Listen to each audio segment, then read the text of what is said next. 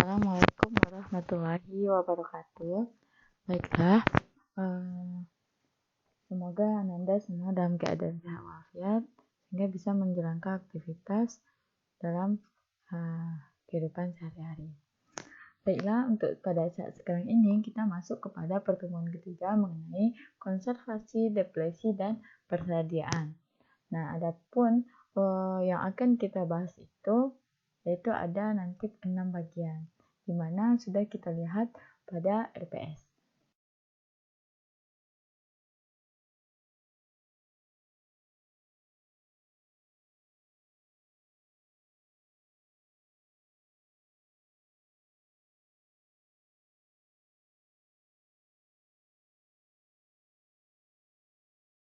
Yang pertama kita bahas mengenai apa itu konservasi, yang kedua apa itu depresi, yang ketiga apa itu persediaan atau cadangan, empat adanya perbedaan antara kaum pesimisme dan optimisme terhadap SDA, kelima bagaimana hubungan antara konservasi dengan investasi, serta yang terakhir itu bagaimana penggunaan lestari untuk tujuan ekonomi serta standar minimum untuk melakukan konservasi.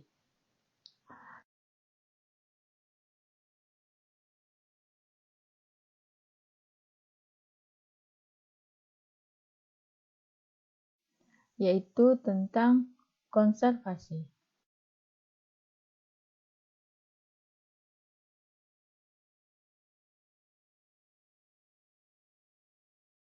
Nah, pengertian dari konservasi ini banyak. Salah satunya menurut Pincott, yaitu mengatakan bahwa konservasi sebagai sumber daya alam untuk kebaikan secara optimal, dalam jumlah yang terbanyak, dan untuk jangka waktu yang paling lama. Itu menurut Pincott. Kemudian yang kedua yaitu menurut Charles W. Hall, yaitu dia mengatakan bahwa konservasi merupakan pengembangan dan proteksi terhadap sumber daya alam. Kemudian Wetram juga mengatakan bahwa konservasi SDA bukanlah memelihara persediaan secara permanen tanpa pengurangan dan perusakan, tetapi menggunakan sumber daya alam dengan memperhatikan keutamaannya dalam penggunaan, atau dikenal dengan multiple use resource. Sehingga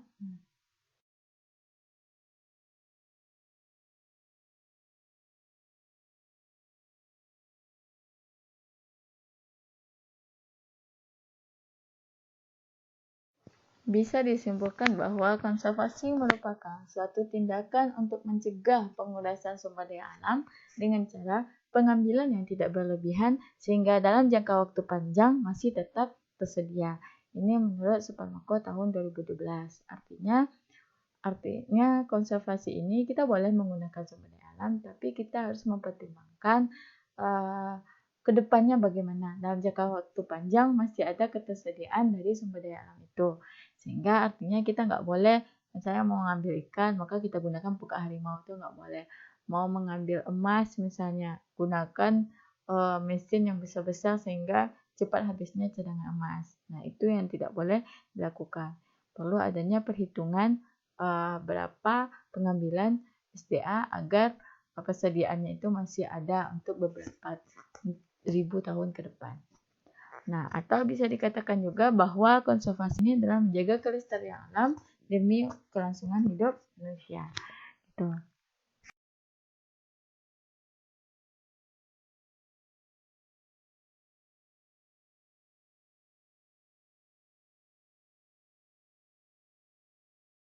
Apa tindakan yang bisa dilakukan untuk melakukan konservasi? Yaitu menurut Suparmako ada 5. Yang pertama yaitu perencanaan dalam pengambilan SDA.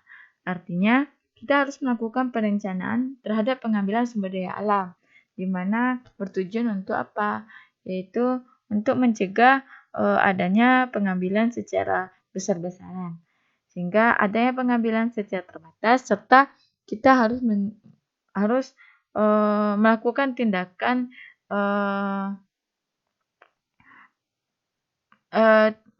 tindakan yaitu pencegahan kalau misalnya SDA yang akan diambil itu akan cepat terkuras. Yang kedua yaitu mengusahakan eksploitasi sumber daya alam secara efisien.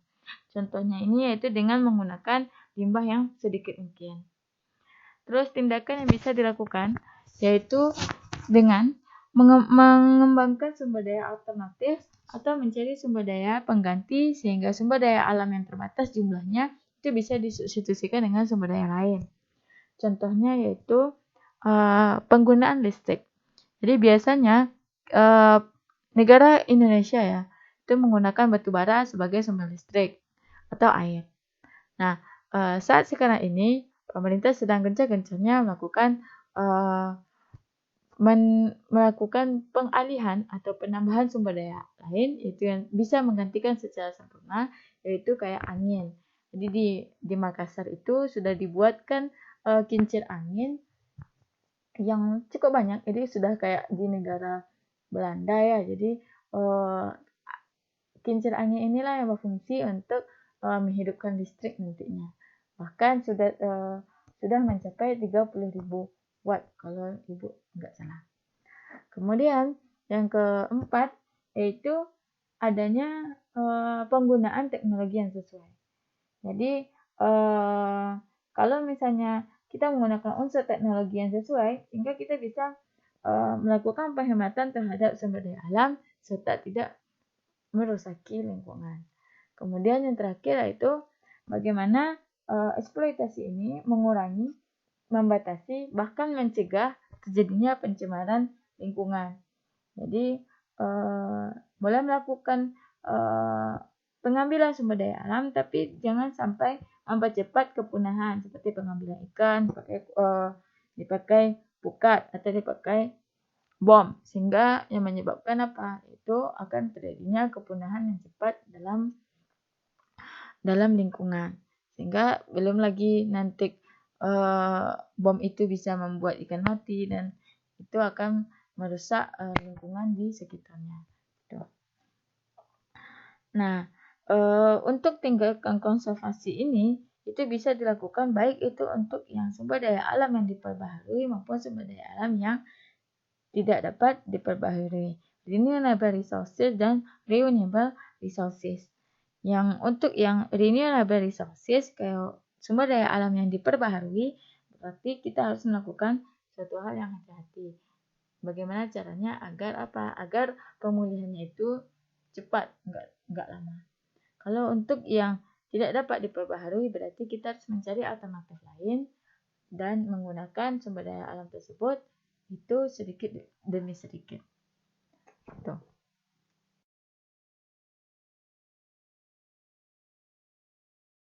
Kedua yaitu deplesi.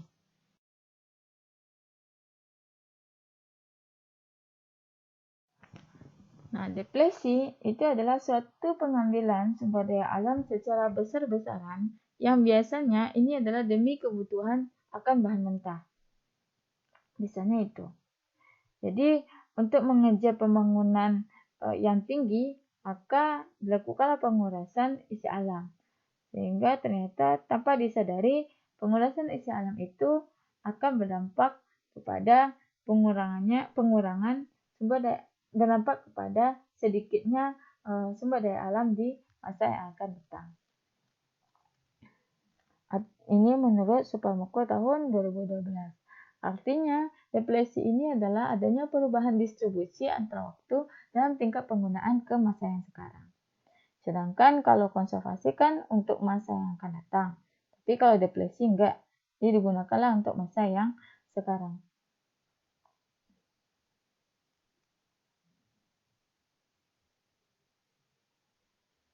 Dampaknya itu apa? Jadi kalau penggunaan deplesi yang secara besar-besaran, jelas itu akan memberikan bekas dan membutuhkan waktu lama untuk pemulihannya.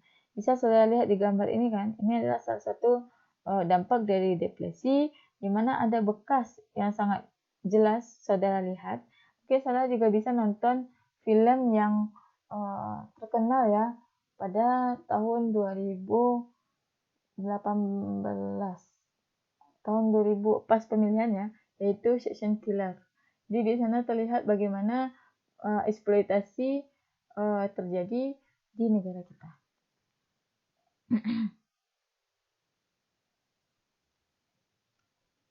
Nah, Sebenarnya kepunahan alam itu kalau menurut Suparmoko itu disebabkan oleh adanya dua kelompok. Yang pertama yaitu karena adanya kelompok kapitalis, kapital. Berarti tujuannya adalah bebas, yaitu untuk bisa mencapai hasil yang besar untuk mencapai laba yang besar. Nah, sehingga dia akan mencari terus-menerus, menggali terus-menerus agar apa? Agar dia memperoleh keuntungan. Kayak film yang saudara tonton kemarin, yaitu tentang The Lorax. Dia khilaf karena banyak yang mau menggunakan benang dari pohon yang warna-warni tersebut, maka dia menghabiskan semua pohon tersebut hanya demi uang, hanya demi memperoleh laba, tanpa memperhatikan kepunahan dari pohon yang sangat langka tersebut. Yang kedua yaitu kelompok miskin. Ia terpaksa menguras sumber daya alam untuk memenuhi kebutuhan hidupnya yang subsisten. Jadi dia itu tak tahu lagi mau bagaimana sehingga terpaksa untuk mengambil sumber daya alam tersebut. Nah, ini juga ada ya terjadi di negara kita. Mungkin di arah-arah, kalau Ibu dengar kabar ya, itu arah-arah yang memiliki pertambangan emas di arah-arah selatan dari Sumatera Barat. Itu masih ada masyarakat yang mencoba untuk mengambilnya demi untuk memenuhi kebutuhan. Nah, kita masuk yang ketiga,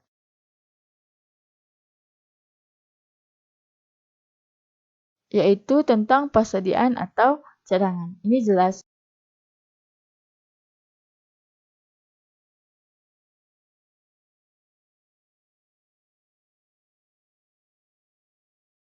Persediaan atau cadangan.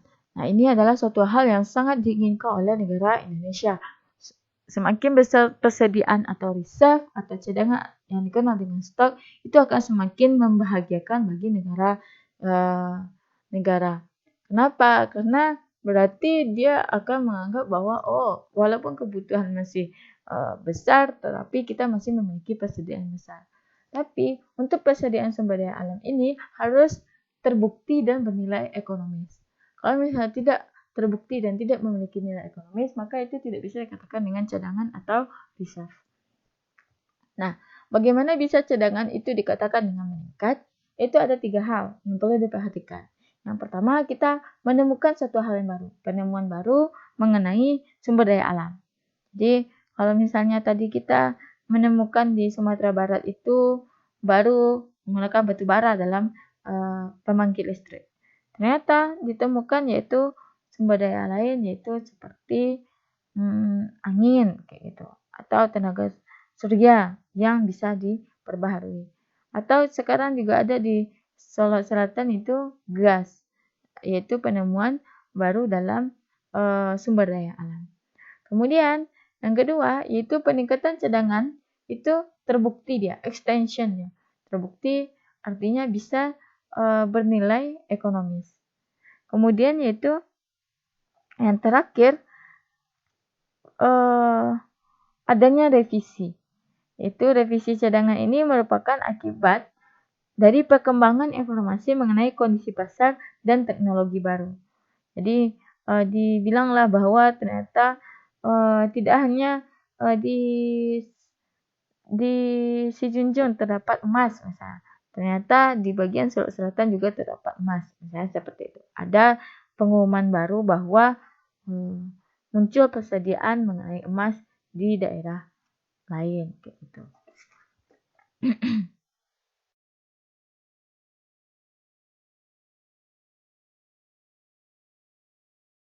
Yang keempat yaitu pesimisme dan optimisme terhadap sumber daya alam. Jadi sejauh ini yaitu kebutuhan manusia itu ada dua pemikir. Ada kelompok yang pesimisme dan ada kelompok yang optimisme. Nah, kelompok yang pesimisme yaitu dia mengatakan bahwa sumber daya alam yang diambil secara terus-menerus yang jumlahnya terbatas, maka itu menyebabkan cadangan akan menipis. Artinya nanti cadangan tersebut akan habis pada suatu waktu.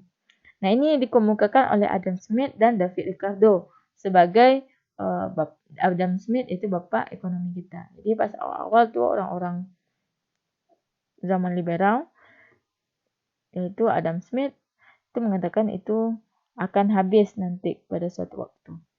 Bahkan Thomas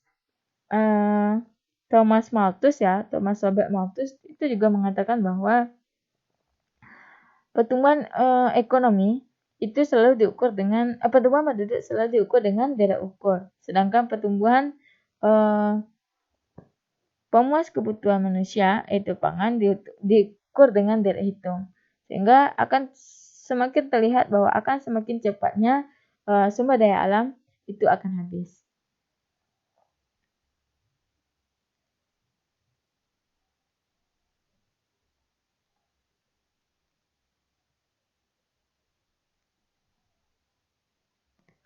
Nah, kalau menurut David Ricardo, dia mengatakan bahwa seorang manusia pasti akan memilih penggunaan sumber daya alam yang kualitasnya lebih tinggi terlebih dahulu. Nah, kalau misalnya kualitas yang tinggi terlebih dahulu, baru dia menggunakan kualitas yang lebih rendah. Ini akan berlangsung terus-menerus, sehingga apa? Itu akan menyebabkan rendahnya marginal dari kualitasnya. Akibatnya apa? Yaitu sumber daya alam itu akan semakin mahal jadinya. Kenapa tadi? Yaitu pengambilan SDA yang meningkat tentu akan menyebabkan marginalnya itu semakin rendah kualitasnya, sehingga itu menyebabkan akan semakin mahal sumber daya alam tersebut. Mungkin saudara bisa pahami lagi dalam buku Supermako dan buku Natural Resources yang lainnya. Jadi kelompok Roma pun mempertanyakan masalah ini. Kalau misalnya kita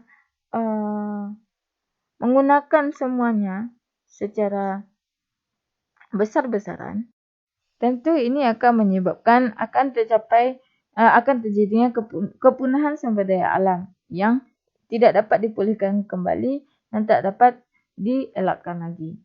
Sehingga belum lagi kepunahan juga termasuk adanya nanti yaitu pencemaran lingkungan karena penggunaan sumber daya alam yang terus-menerus ini. Sehingga menurut kelompok Roma itu bisa dilakukan dengan cara apa? Yaitu dia mengakui bahwa penggunaan sumber daya alam itu akan dalam jangka pendek, tapi bagaimanapun kita harus memiliki solusi dalam hal ini. Dan kelompok Roma ini dia memiliki solusi, yaitu akan membatasi tingkat penggunaan sumber daya alam. Tetapi jika menemukan teknologi, maka akan menggunakan teknologi tersebut. Itu yang akan dilakukan oleh kaum pesimis. Gitu. Nah, di dalam kaum pesimis ini banyak ya hal yang dia pikirkan. Mungkin silahkan saudara baca lagi di bukunya. Mengenai ada 6 pola pikir dari kelompok pesimis.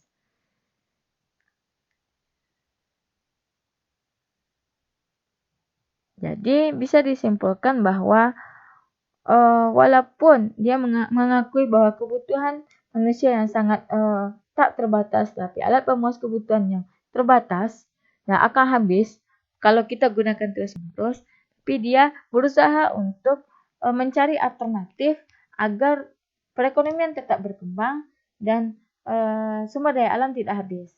Itu dengan cara melakukan pemanfaatan teknologi, yaitu melakukan pencemaran lingkungan agar apa? Agar tadi titik cadangan habisnya itu tidak cepat. Gitu.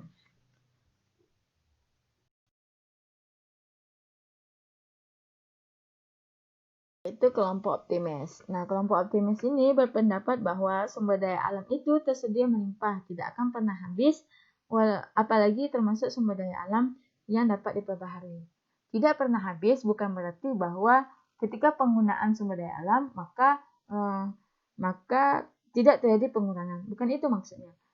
Dia menggunakan sumber daya alam, maka dia mengakui akan terjadinya pengurangan sumber daya alam dan akan terjadi yang namanya pencemaran lingkungan. Tetapi di sini tidak akan habis sumber daya alamnya itu. Karena berdasarkan penelitian yang dilakukan oleh kaum pesimis, dia mengatakan bahwa data-data empiris menunjukkan bahwa pengolahan dari sumber daya alam itu tidak terbukti benar akan segera habis dalam jangka waktu tertentu. Tetapi di sini dia mengatakan bahwa pengurasan dari sumber daya alam ini akan tidak habis jika ada beberapa hal yang bisa dilakukan. Yang pertama yaitu efisiensi, yaitu adanya efisiensi pengembangan teknologi dalam bentuk penemuan. Bagaimana produksi baru untuk penghematan sumber daya alam yang digunakan dalam faktor produksi untuk menghasilkan sebuah output. Yang kedua yaitu adanya recycle atau daur ulang. Jadi teknologi baru ini mampu melakukan berulang kali proses pengolahan terhadap limbah produksi. Yang ketiga yaitu adanya eksplorasi. Eksplorasi dalam meningkatkan sumber daya alam yang ada di suatu negara. Yang keempat adanya substitusi. Jadi dengan adanya sumber daya alam yang mampu menggantikan secara sempurna ataupun tidak, itu bisa menyebabkan apa? Yaitu sumber daya alam tidak akan pernah habis. Itu menurut golongan kaum optimis. Jadi, golongan optimis ini menyangka bahwa sumber daya alam itu diusahakan dengan cara yang lebih efisien, dengan tingkat produksi tertentu, dengan sumber daya alam yang sedikit mungkin, serta derajat pencemaran lingkungan yang minimal.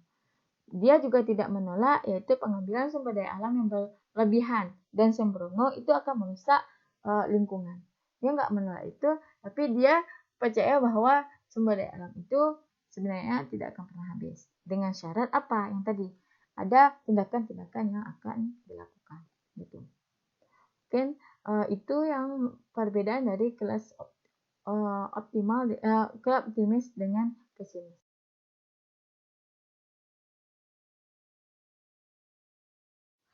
Nah, selanjutnya yaitu gerakan konservasi di Amerika Serikat.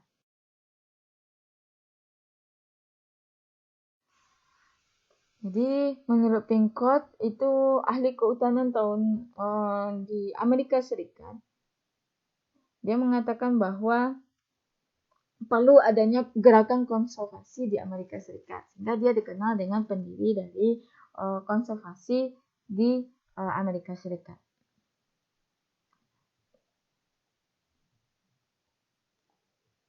Jadi tujuannya itu apa? Yaitu agar penggunaan sumber daya alam ini bisa dilakukan dalam jangka waktu yang lama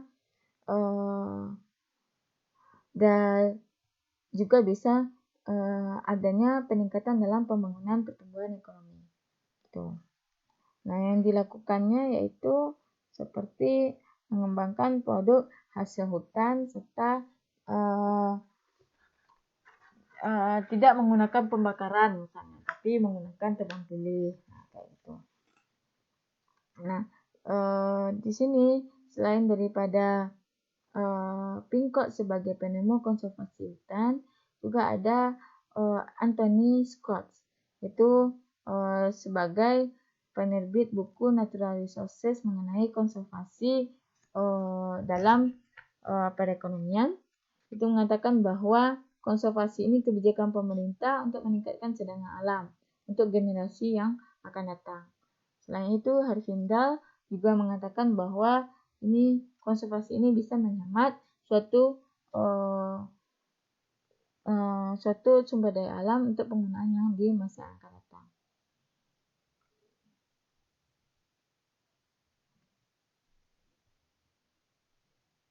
Jadi di sini orang banyak yang setuju dengan apa yang dilakukan oleh Pincott sebagai pendiri dari konservasi Amerika Serikat. Jadi muncullah nanti yang namanya kaum konservasionis, yaitu dia suka bahwa atau menyetujui bahwa perlu adanya pelestarian ilmiah, yaitu di mana ketergantungan manusia terhadap alam tidak hanya untuk mineral saja, tapi perlu adanya di bidang materi dan non-materi. Jadi gerakan ini menghendaki adanya apa? Yaitu pengolahan kebijakan sumber daya alam melalui lembaga pemerintah. Jadi nggak hanya dari masyarakat saja, tapi adanya agen pemerintah baik itu perusahaan dan sebagainya, ada kerjasama di sana gitu. Nah, kalau di Indonesia sendiri itu awalnya sudah dirancang yaitu semenjak sebelum kemerdekaan. Salah satunya yaitu yang dilakukan oleh John Nahogevall sebagai Bapak Konservasi Indonesia yang mulai menunjuk yaitu Ujung Kulon sebagai kawasan jaga alam di Indonesia, yang menunjukkan perlu adanya konservasi atau penggunaan sumber daya alam yang bisa digunakan di masa akan datang. Dan selain itu juga nanti ada dimulai dari Retorika 1 hingga saat sekarang ini semakin bagus bagaimana tujuan dari biodiversity atau konservasi yang dilakukan oleh negara kita.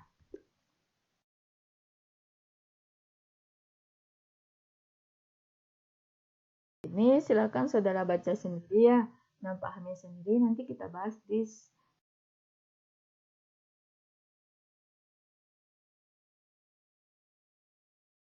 dan investasi itu bukanlah suatu hal yang sama tapi sangat jauh berbeda. Gitu. Sedangkan penggunaan lestari ini tidak hanya harusnya mengenai biologisnya saja, tetapi juga masalah sosial ekonomis perlu kita perhatikan. Nah, standar minimum yang aman untuk konservasi yaitu kita harus menghindari biaya yang kita harus menghindari yaitu zona kritis atau daerah kritis, critic zones, yang mana critic zone ini yaitu zona di mana tidak terdapat perbaharuan dalam sumber daya alam tersebut. Jadi kita coba untuk menghindari hal tersebut. Ini dikatakan dengan standar minimum yang aman untuk konservasi. Untuk selanjutnya silakan baca artikel atau jurnal yang tersedia, kemudian kita bahas dalam ruang diskusi.